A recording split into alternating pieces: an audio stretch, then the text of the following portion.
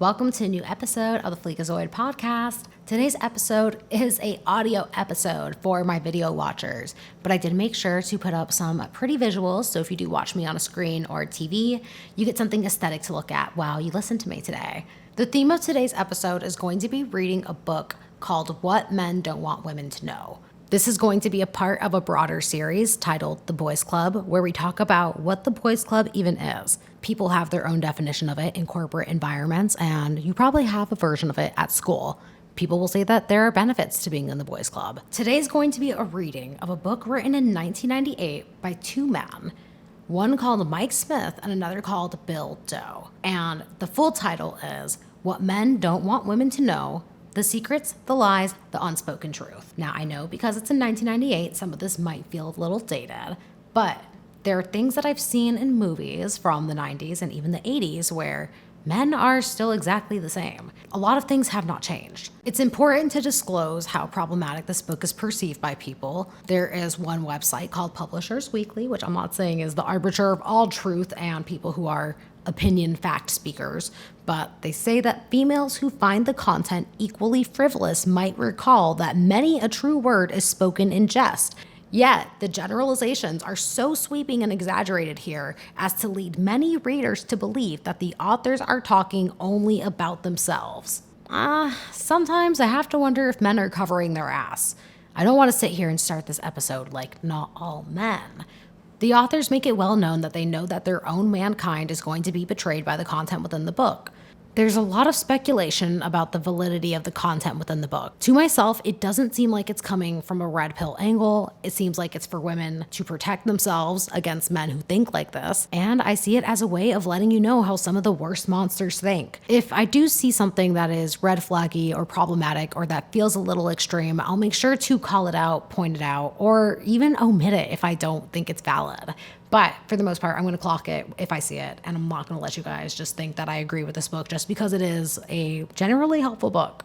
We'll start on page 42, chapter titled Men Helping Men. But before we do, we're going to cut to ads. We'll be right back.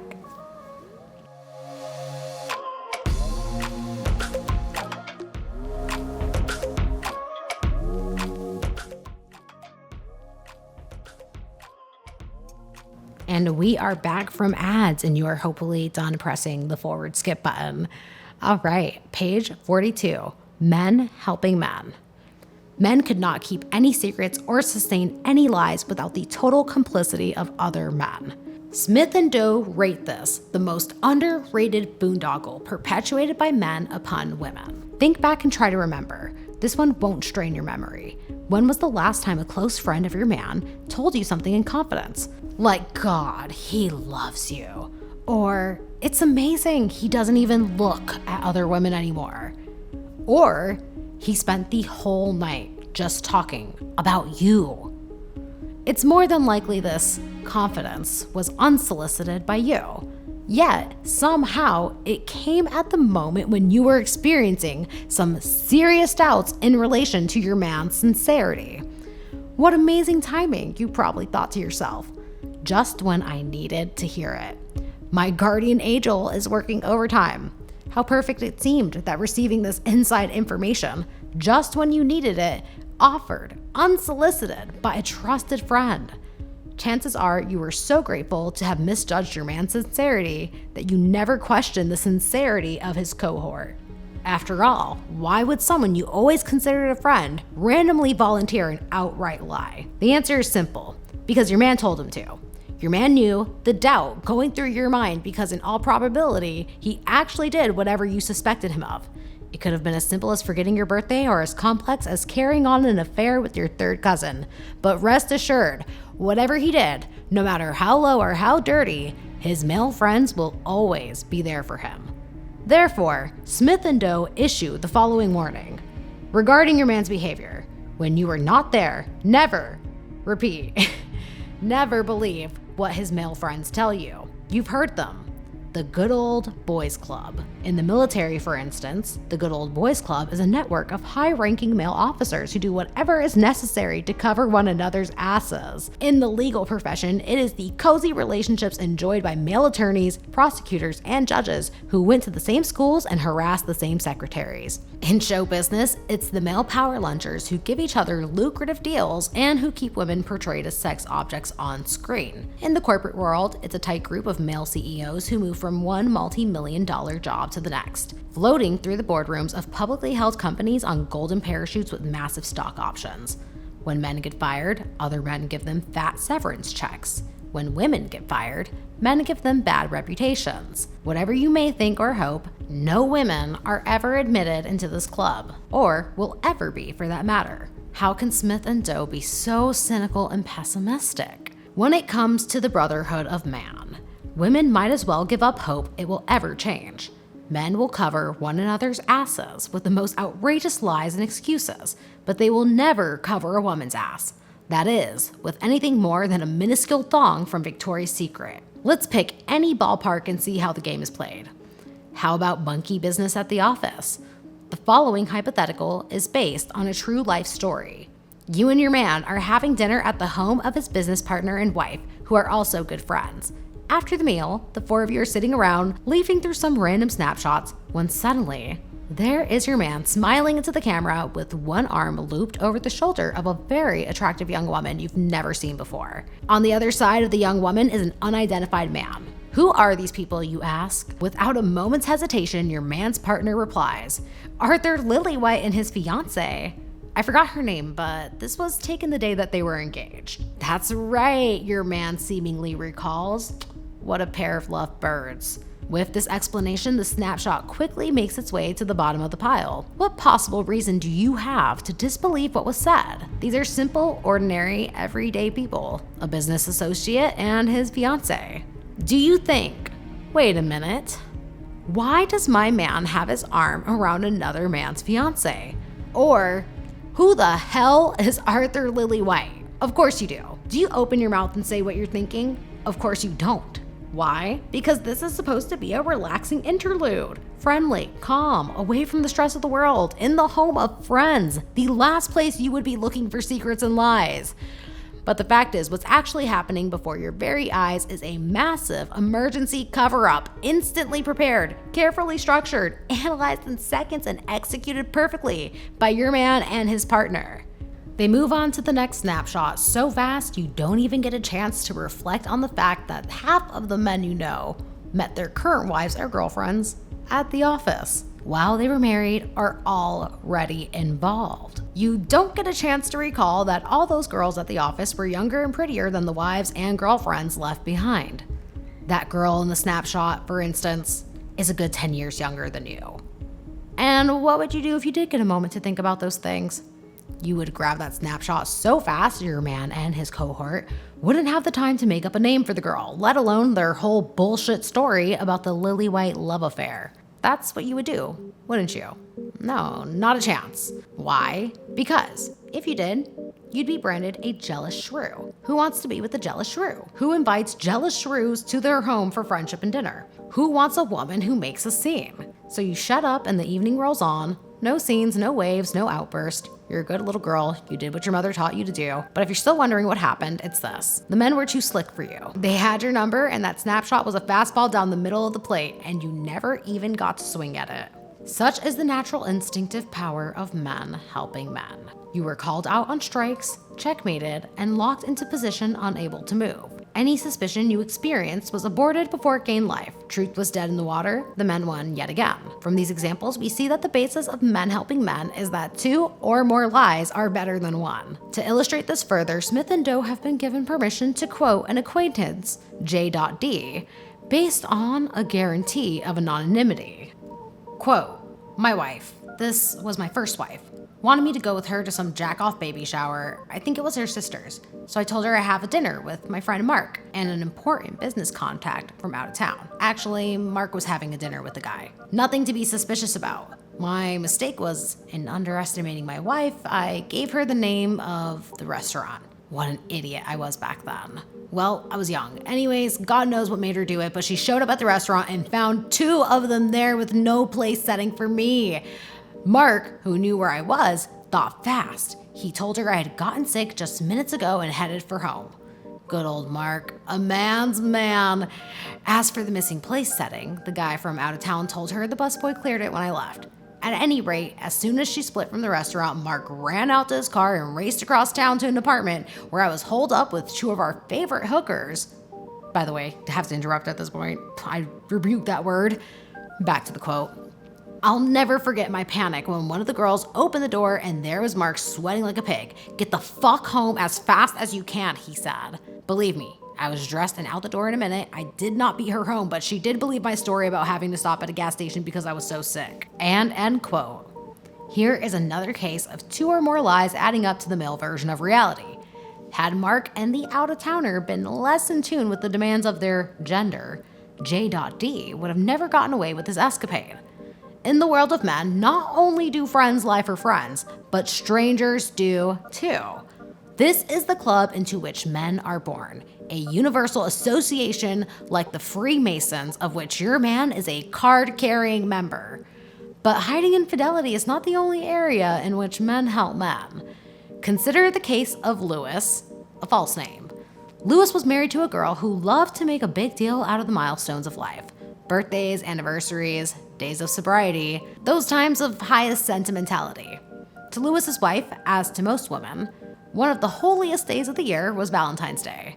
Even though Valentine's Day is supposed to be a mutual show of appreciation, Lewis said his wife thought it meant, prove that you love me, or show me the jewelry. One dark, dreary Valentine's Day, Lewis forgot the drill. Totally went blank, no card, no jewelry, no flowers, no nothing. His wife went bananas.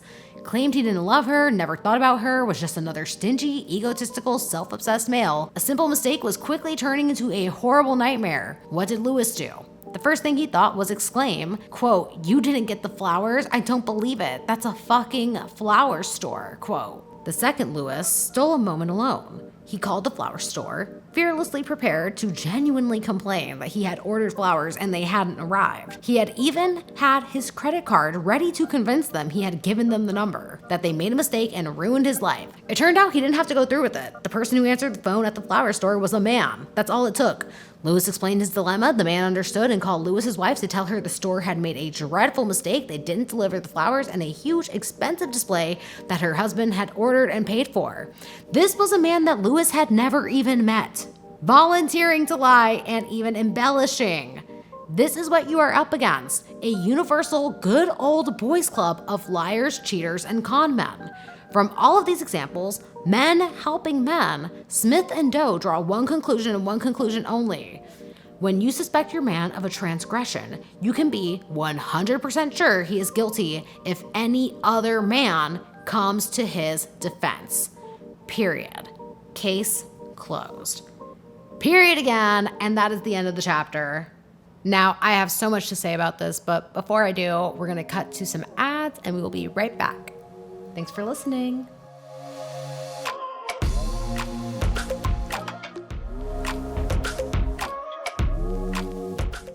All right, if you're fast forwarding and you just stopped, now's your moment. You're back.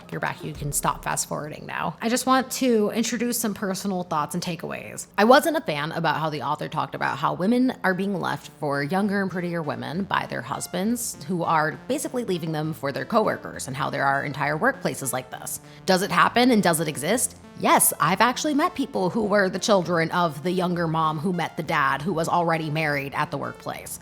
I've also been the young, pretty girlfriend who was left for people who I would say were older than me and, sorry, but not better looking than me. Other women will give you the same experience for how they've been cheated on by their men's. Cheating is a trait, cheating is about power, cheating is about men who just want to have the ability to cheat. It doesn't matter if they get somebody who is necessarily younger or prettier. When preparing this episode, I talked to my friends and they also agreed. Look at the CEO who was caught at the Coldplay concert. The woman that he was with was older and objectively, technically, not the standard of beauty that was his actual wife.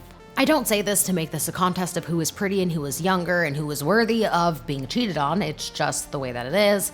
And also, women are like flowers. women are all beautiful in their own way, and they're all unique, and there's nothing wrong with one flower versus another. It just is beauty in different forms. Not that it couldn't happen, not that it wouldn't happen, but the author does miss an area to explain this. It is a 6 or 5 page chapter, so I do thank him for making it short for the purposes of my podcast episode, but there was definitely room for expansion in that area. Now, I want to talk about the boys club because he talks about the military protecting the boys club. Just so women know, one of the reasons why the military is considered a place that harbors red flag men is because when the military has people, units, who commit crimes, they don't go to real court. They don't get real criminal offenses and criminal records. They don't become felons like people would in the everyday world, I guess you could say the civilian world, if they do something harmful, like have a street fight or a bar fight, or if they fuck somebody up in that fight, or if they fuck up someone's car. They go to military court. And when they go to military court, they get military punishment, which is not visible on their record. Now, it is visible in the military's end of things. The military can see it within military channels, but they don't show up in civilian background checks. So, depending on the severity of the crime and the databases that are being checked, you won't find out these things about these men. That is how the military's boys club works. Now, I come from a military family, and yes, my family has been out of the military for about as long as I've been born. When speaking to people who have been involved in military spaces as of recent, they say that the environment is more progressive. You do see less white male faces, and the white male boys club culture is slowly drifting away. They've actually made leaps and bounds when it came to LGBT and trans support, as well as support for minorities and women. The justice departments have developed as well. However, we are in our Lord and Savior year of 2025, and we know that the Trump administration has been trying to wind this back. I don't personally follow the military accounts, but the people who do and who do involve themselves in those spaces have noted that DEI initiative marketing has been removed from their social media pages and even within the buildings. The military would send out gay men and women to recruit other people for the military, and it was a huge deal. With white supremacist heteronormative standards peeking its way through, I'm sure the next thing that will be to follow is the things that protect them, which was the stuff that was already working in their favor prior to these initiatives. While society has collectively changed the DNA of the military, conservatism and patriarchal standards are still the mitochondrial DNA that it traces back to. The white supremacy is just a major shift that found its way into its origins. I haven't dated a military man, and I don't have any actual military experience, but what I did experience that brought this to my attention was that when I was 13, my friend in middle school paid for us to go on a cruise. We met a boy there. His name was Jay, for the purposes of this story, and Jay was an affluent white boy. Me and Jay stayed friends on Facebook over the years, and now at the age of 30, it was about, I want to say 1 year ago, when Jay reached out to me and texted the same number that I gave him. Which, by the way, don't try to text any number that you have of mine if you do know me from my middle school. But Jay texted me, he reached out, we followed up, and it actually felt really nice. It was cute. I was happy to speak with Jay. But then Jay told me that he went into the Marines. He accrued a record of fighting people. One of his fights got into a really bad, nasty situation that was violent, and Jay got kicked out of the military. Now, knowing this information, I went back to my mom. I told her, what the hell, is this a thing? And she said yes, and she explained the military courts to me. Now, when I did talk to my friends who are more military experienced, they say that there are a lot less male white faces in power, a lot less male faces in leadership in general. The LGBTQ values have actually become very prevalent in the military space, which could actually explain some of the political backlash that you see against it. America is inherently conservative. It is actually quite minority to be liberal or progressive leaning. Even though that might be the majority of us who listen to this podcast, it is not America. With that being said, Jay got blocked. Sorry, Jay. My mom said it's actually really hard to get kicked out of the military, and it's also really hard to get a real actual felony. So whatever he was doing was genuinely bad. But it just shocked me because Jay looked like, I guess you could say, Ryan Sheckler. Or at least that's how my 2008 brain was perceiving him. But this was a man who was affluent. This was a man who came from a great family. I know because I met them after the cruise. And it didn't make sense to me that he descended into being a delinquent. It was hard to understand, but it's the systems in the military that let men like this exist in them and thrive based off those same assumptions. White, attractive, good family, Why would you ruin his life over a mistake that he made while in the military? The military actually harbors a lot of delinquents, sadly, but we'll move on. I've heard other women talk about their dating experiences with military men while they were in the military, and they were actually quite heinous. I don't want to relive them and, dive into the negativity of that, but I just want to say that I acknowledge the fact that you could be of the military, be proud of the military, happy for your service, happy for the changes that are made within it, but the men within it are still red flags, and there are still systems that exist to protect these men. We're going to cut to ads, and then we'll be right back with the next topic.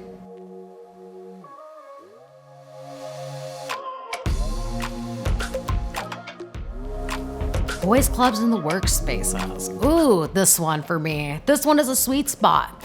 Let's get into it. My first experience with boys clubs in the workspace was when I was 16. I worked for a surf shop. Within about 6 to 7 months, I realized that my male cohorts were people who could show up drunk, high, smelling like the night before, and they were allowed to be late. They were allowed to be sloppy. They were allowed to be mediocre. But God forbid I do anything but be perfect. I wasn't allowed to be seen talking to people casually on the floor where they could go on and on about sports, surfing, or whatever the hell they were doing last night. This was my first moment of seeing men protect other men and men uplift other men to levels that maybe they probably could have technically handled, but they sure as hell didn't deserve. I would watch them get promoted. I would watch men who were 18 years old get fast-tracked to being a GM of the store, which, by the way, they would convince you that if you weren't on that path, that you weren't shit and you were wasting your life.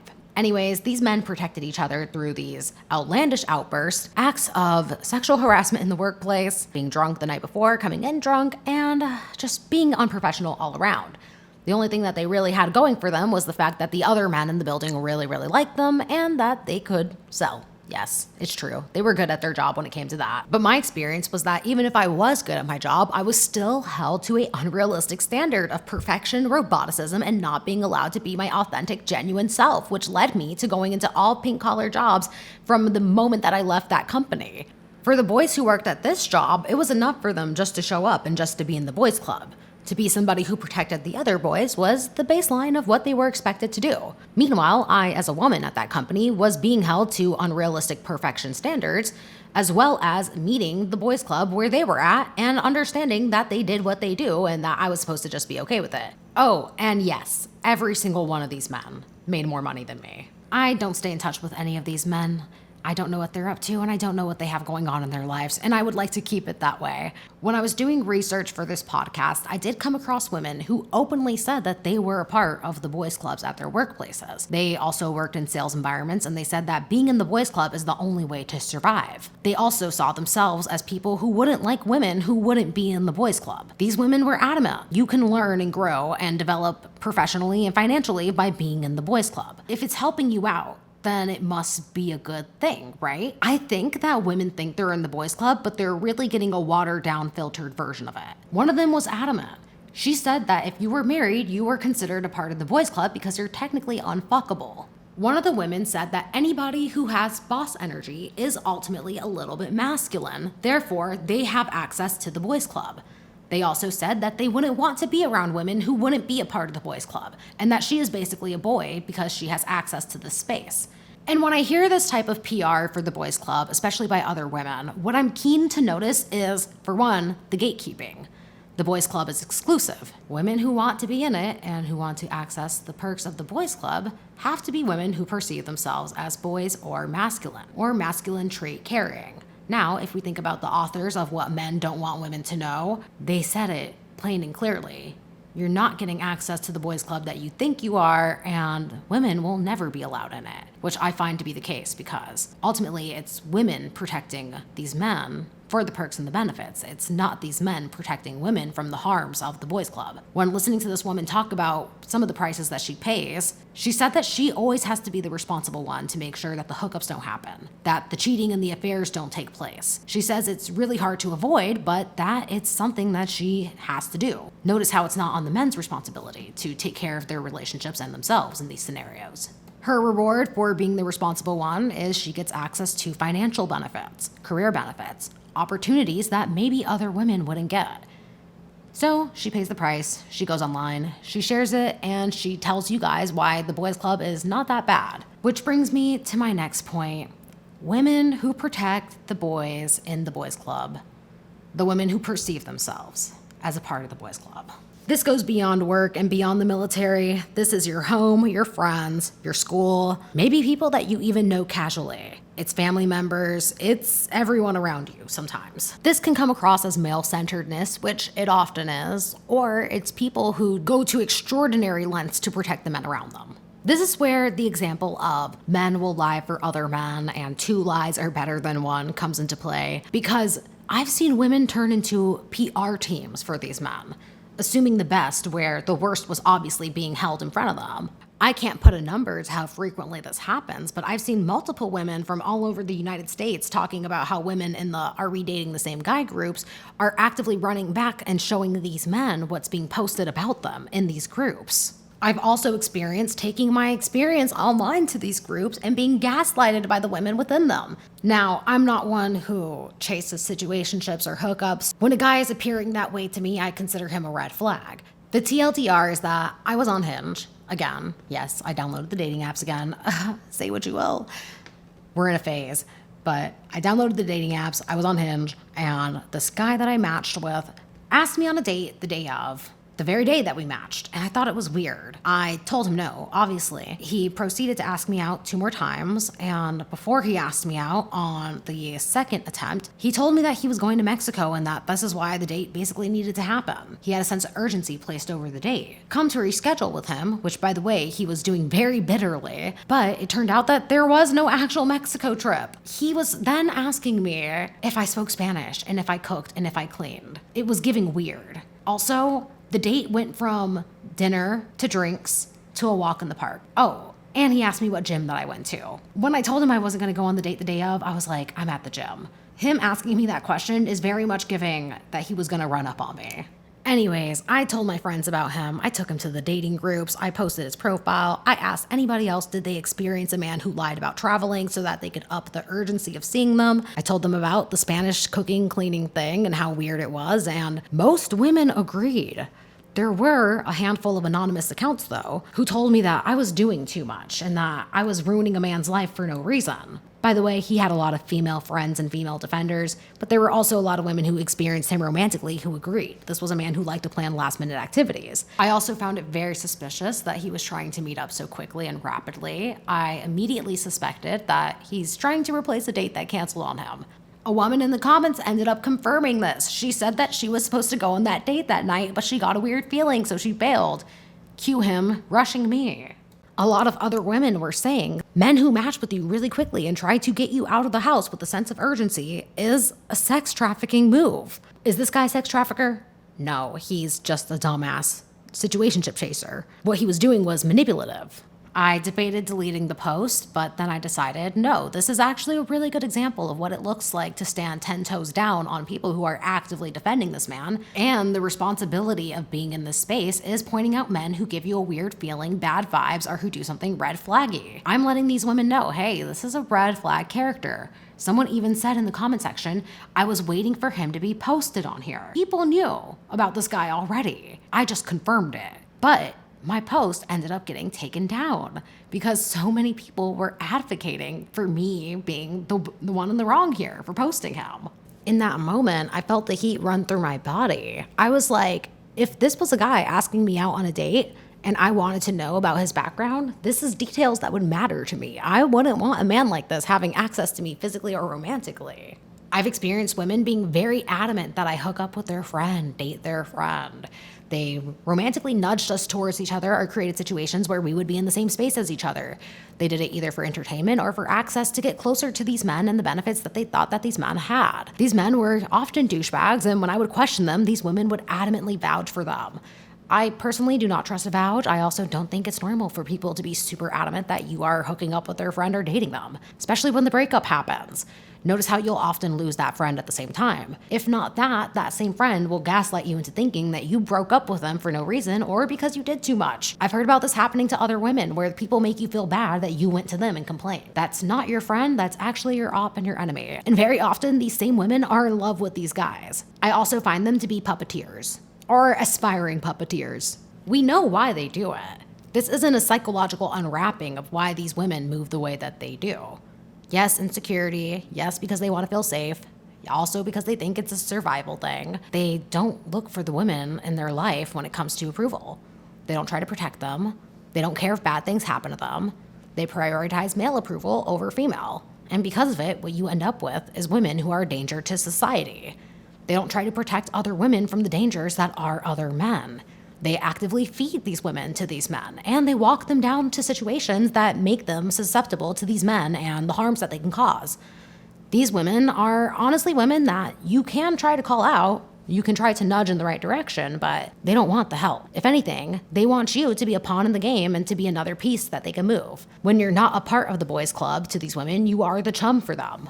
But much like men, they understand that there are benefits to being in proximity to you, knowing you, having your emotional maturity around them, because let's be honest, if they're self-regulating through men, they're not self-regulating at all, only whenever they get a crumb. But they can't dominate you romantically or physically. What they can do, however, is let a man feel the benefits of that and act associated to it. I know because I've seen these women constantly brag about how they met me and then they got me to meet him, and they never let that man live it down, which, by the way, corny as fuck. I've also experienced women who value male attention and a male presence so much that they actively thought that I was miserable and sad without it.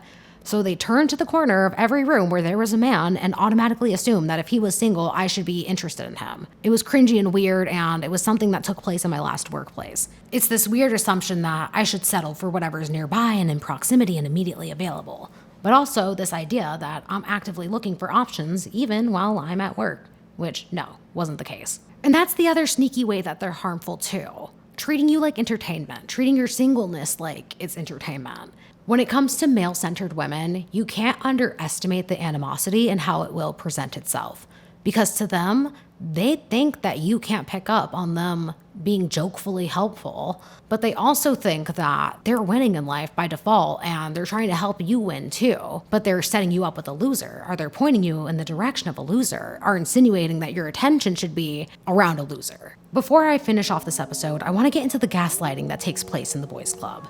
But before I do, we're going to cut to some ads.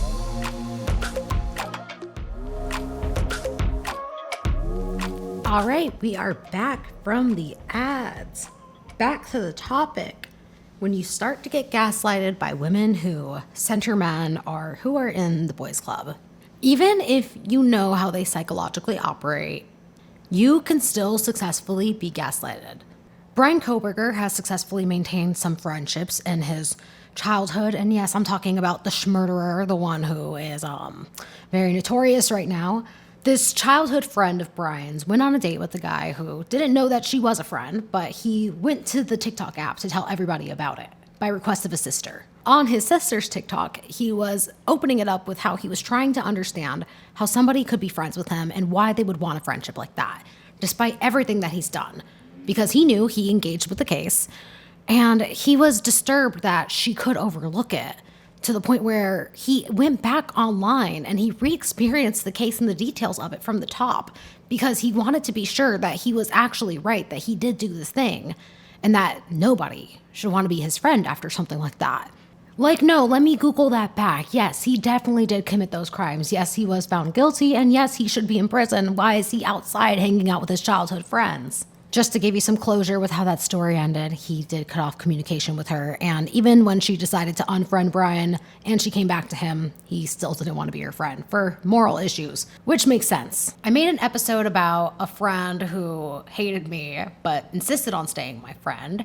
It's called Surviving the Friend That Hates You. This person introduced me to an F-boy, and this F-boy didn't want a relationship, and I found that out night 1. After night 2, it was done, and I said it's because, yeah, I want a relationship, man. Even if I don't see myself getting married or having kids with that man, I still want whoever I'm fucking with to want to be a boyfriend to me, or at least give me the respect of a boyfriend. I know it's not that serious. I know we're all single until we're married, but I cut it off clean. When I did, my skin crawler friend was immediately shocked and was like, damn, you don't want just like a friendship or like a hookup? Like you have to be serious?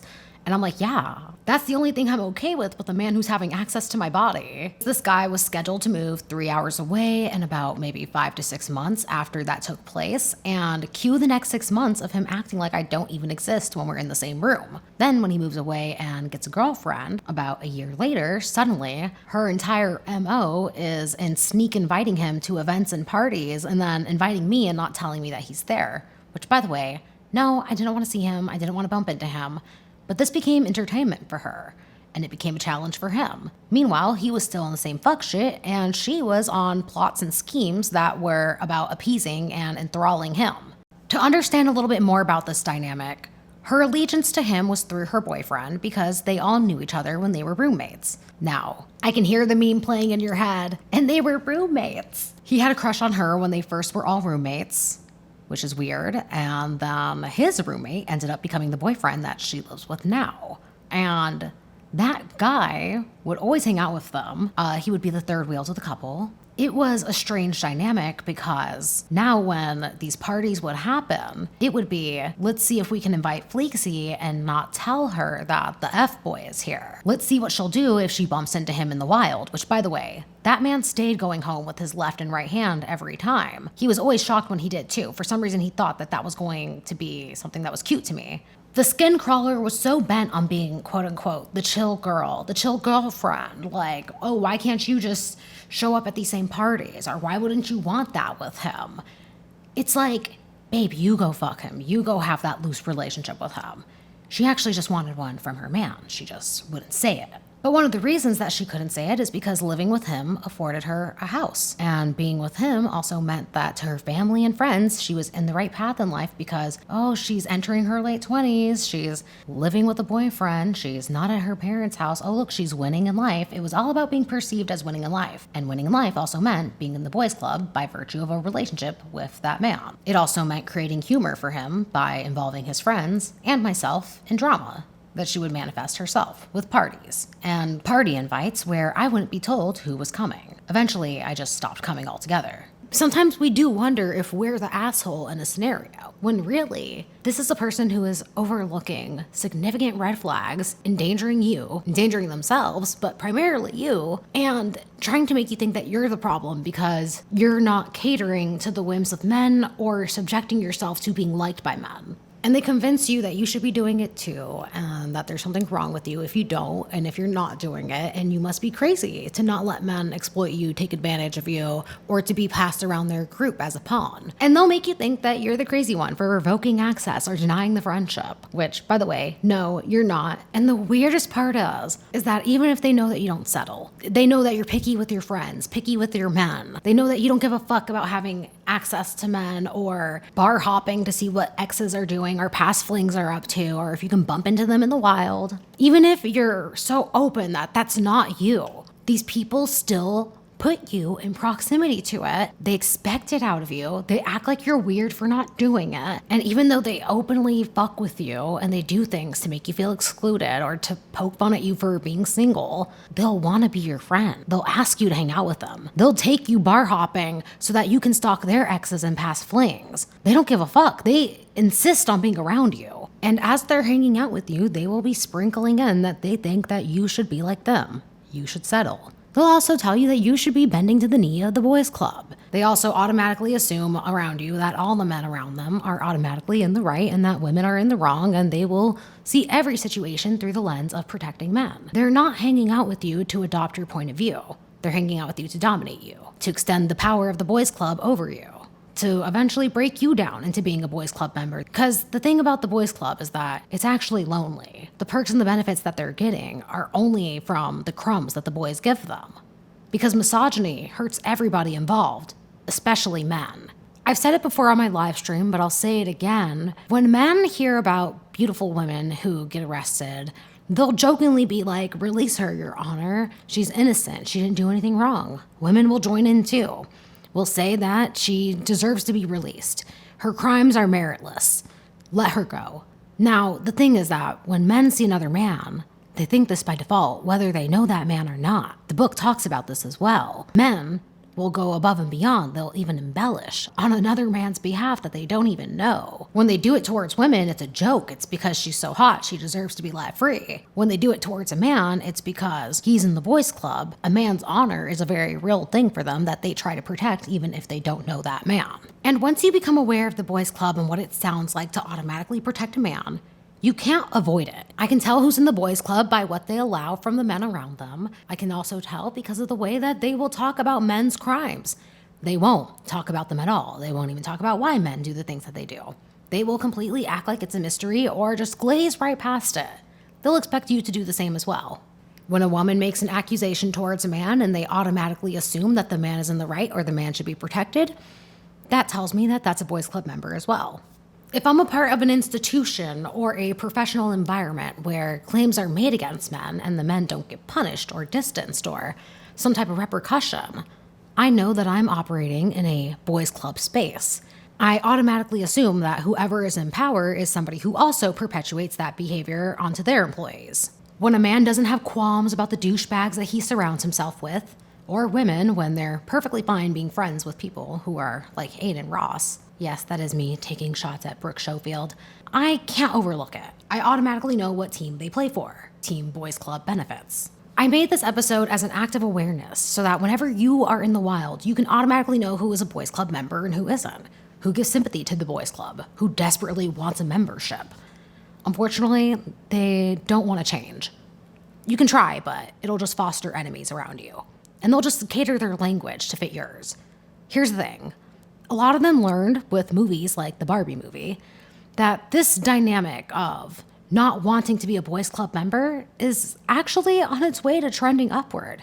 Now, it's not prevalent around us everywhere, but movies like the Barbie movie give them permission to pretend to be more aligned with you. Because what they see now is another area to get acceptance and to win. Mass media acceptance makes them feel like they're allowed to push back a little bit, and they're allowed to see the evils and call them what it is. They wait for acceptance and permission because that's what this is all about. A shrew who gets rejected by men is always going to be the one who's bitter about men, right?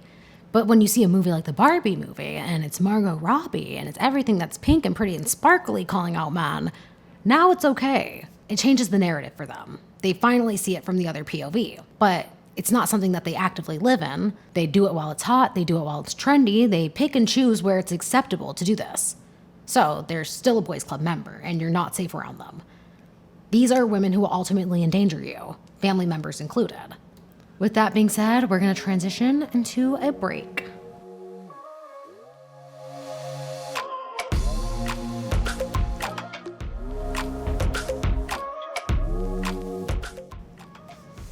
All right, we are back from the break. I don't think that this conversation is over here. I could see myself talking about this more in the future and doing segments on this where we combine it with situations, people, and maybe even real-time examples. I also could see myself reading this book again and continuously picking from it. So if you guys would like me to do that, I'm totally open to it. Let me guys know what you guys are interested in. I had known about this concept for about 4 years now, and it's actually shocking that more people don't know about it. So clearly there's way more to pick and choose from when it comes to this book. And with that, you guys, this podcast is actually over. But wait, do not just shut me off just yet, okay? I need you guys to follow this podcast because I'm trying to grow my followers. Leave 5 stars. Leave some love in the comment section because I read all the comments and I love when you guys have feedback. I'm going to put this up on YouTube where I am the Fleekazoid YouTube channel. Go follow me there as well. Leave some comment love on there as well. Engage, boost. If you want to support me, you can do so for free by posting me, quoting me, sharing me with your friends, sharing me on your favorite little corners of the internet. It's a free way to do it. It'd be cool. It'd be sweet. I am Fleeksy on all my social media channels, which will be linked down below. All right, everybody. Thank you for hanging out with me today, and I hope you guys all have a great day. Bye.